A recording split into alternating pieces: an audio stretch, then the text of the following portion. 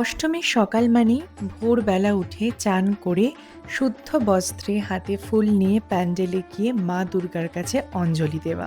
দুর্গাপূজার লুকবুক সিরিজের আজকের লুকটা থাকলো অষ্টমীর সকালের জন্য। এই সুন্দর শাড়িটা আমাকে পাঠিয়েছে তরঙ্গিনী বুটিক থেকে, আর এই ব্লাউজটা আমি নিয়েছি গড়িয়াহাটের একটা শপ থেকে। আর এই শাড়ি ব্লাউজের সাথে আজকে আমি পেয়ার আপ করতে চলেছি স্টাইলিং হাউস 95 এর এই সুন্দর 24 ক্যারেট গোল্ড প্লেটেডের জুয়েলারি সেটটা।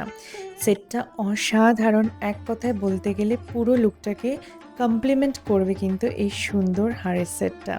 আজকাল সোনার যা দাম, তাই সাধারণ মানুষের পক্ষে সোনা অ্যাফোর্ড করা সত্যিই অকল্পনীয় হয়ে উঠেছে। আর তার অল্টারনেটিভ অপশনই হলো স্টাইলিং হাউস 95 এর এই 25 ক্যারেট গোল্ড প্লেটেড জুয়েলারিগুলো। কাজগুলো এতটাই সূক্ষ্ম যে সত্যি চট করে দেখলে মনে হবে যেন আসল সোনার গয়না পরেছি।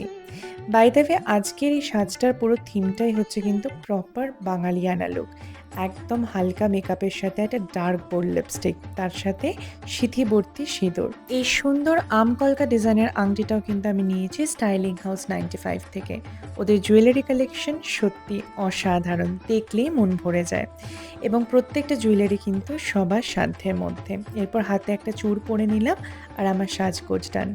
এবারে একটু শাড়িটাকে নিয়ে কথা বলি। তরঙ্গিনী বুটিক বরাবরই আমার ভীষণ প্রিয়ের।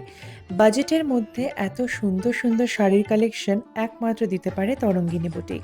শাড়িটা একটা কটনের শাড়ি, পুরো শাড়িতে এরকম সুন্দর ছোট ছোট কাজ করা আছে, এবং শাড়ির পাড়ের কাজটা কিন্তু সত্যি দেখলেই চোখ জুড়িয়ে যায়। শাড়িটা যেমনই লাইট ওয়েট, ততটাই সুন্দর। তাই অষ্টমীর সকালে অঞ্জলি দিতে গেলে এই ধরনের শাড়ি কিন্তু তোমরা অনায়াসে পরতে পারো এবং হয়ে উঠতে পারো প্যান্ডেলের centre of attraction thanks to Tarangini boutique. লুকটা কেমন লাগলো অবশ্যই কমেন্টে জানিও।